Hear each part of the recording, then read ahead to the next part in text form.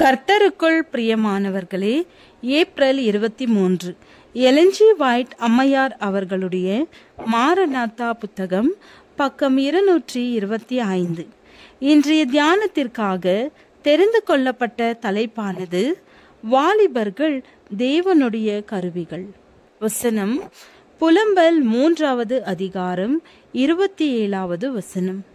தன் இளம் பிரயாயத்தில் நுகத்தை சுமக்கிறது மனுஷனுக்கு நல்லது.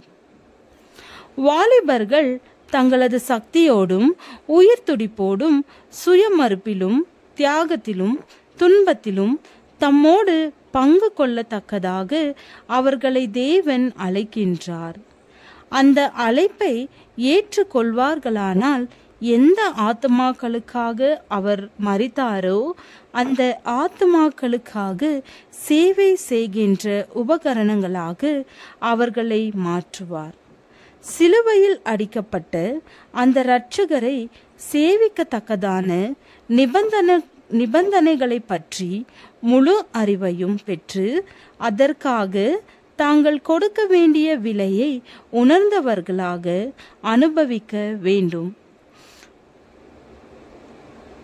அந்த ஊழியத்திற்குள் பிரவேசிப்பார்களானால் அவர் அவர்களை ஏற்றுக்கொள்வார். நமது சொந்த இருதயங்களை தேவனுக்கு இசைவாக கொண்டு வருவதே நமது முதல் வேலையாகும். அப்பொழுதுதான் மற்றவர்களுக்காக ஊழியம் செய்ய நாம் ஆயத்தமாகிறோம். முந்தைய நாட்களிலே உற்சாகமும் ஊக்கமும் உள்ள ஊழியர்களின் மத்தியிலே தங்களது இருதயங்களை உய்தாராய்ந்து சோதிக்கும் தன்மை மிக அதிகமாக காணப்பட்டது. அவர்கள் ஒருங்கிணைந்து ஒருவருக்கொருவர் ஆலோசனை கொடுத்து தெய்வீக வழிகாட்டுதலை அறியத்தக்கதாக தாழ்மையாக ஜெப ஐக்கியத்தில் ஊக்கமாக ஈடுபட்டார்கள். நமது விசுவாசத்தின் ஆரம்ப நாட்களை விட கிறிஸ்துவின் வருகை மிகவும் சமீபமாயிருக்கிறது. ஒவ்வொரு நாள் கடந்து செல்லும் பொழுதும் எச்சரிப்பின் செய்தியை உலகத்திற்கு கொடுக்கும் நாட்களில் ஒரு நாள் குறைந்து விடுகிறது. இன்று தேவனோடு மன்றாடி பரிந்து பேசி ஜெபித்தலும் அதிகமான தாழ்மையும் தூய்மையும் விசுவாசமும் காணப்படுமானால் எவ்வளவு நன்றாக இருக்கும். தவறான கருத்துக்கள் எனப்படும் இருளிலே இருப்பவர்களுக்கு தேவனுடைய வசனத்தை எடுத்து விலக்கி காட்ட வேண்டும். அந்த மாபெரும் உயரிய பணியை நமது எஜமானருக்காக நாம் செய்ய வேண்டியதிருக்கிறது. வாலிப நண்பர்களே, உங்களிடம் ஒரு பரிசுத்த பொறுப்பு ஒப்படைக்கப்பட்டிருந்தால் எப்படி நடந்து கொள்வீர்களோ அப்படி நடந்து கொள்ளுங்கள். உங்களில் நிலைத்திருக்கும் நம்பிக்கைக்கான ஒரு காரணத்தை கேட்கின்ற ஒவ்வொருவருக்கும் உடனே கொடுக்கிற அளவிற்கு வேதத்தை கற்று தெளிந்த மாணவர்களாக நீங்கள் இருக்க வேண்டும். உங்களது மெய்யான கிறிஸ்தவ மேன்மைக்கு ஏற்றபடி உங்களிடத்தில் மக்களின் நன்மைக்கு சாதகமான ஒரு சத்தியம் இருக்கிறது என்பதற்கான ஆதாரத்தை காட்டுங்கள்.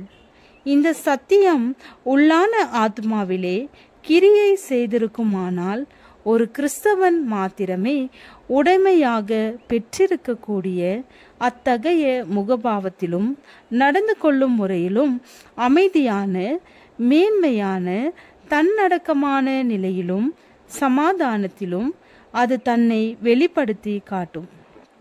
மெய்யான தாழ்மையுள்ளவர்களிடத்திலும் சுவிசேஷத்திலே வெளிப்படுகின்ற சத்தியங்களால் மனங்கள் விரிவடைந்திருப்பவர்களிடத்திலும் மற்றவர்களால் தெளிவாக உணரப்படுகின்ற அளவிற்கு ஒரு செல்வாக்கு உணரப்படும். உள்ளங்களிலும் இதயங்களிலும் அவர்கள் ஒரு எண்ணப்பதிவை ஏற்படுத்துவார்கள். நமது வாலிபர்கள் சிலுவையை எடுத்துக்கொண்டு இயேசுவை பின்பற்றுவதற்கு வழி நடத்தக்கூடிய சுத்தமான மார்க்கத்தின் ஆவியினால் நிறைய பெற்றிருப்பதை விட வேறு எந்த விதமான உயரிய விருப்பமும் எனக்கு கிடையாது. கிறிஸ்துவின் வாலிப சீடர்களே கொள்கையினால் அடக்கி ஆளப்பட்டவர்களாக பரிசுத்த ஆவியாகிய உடைகளை அணிந்தவர்களாக புறப்பட்டு செல்லுங்கள்.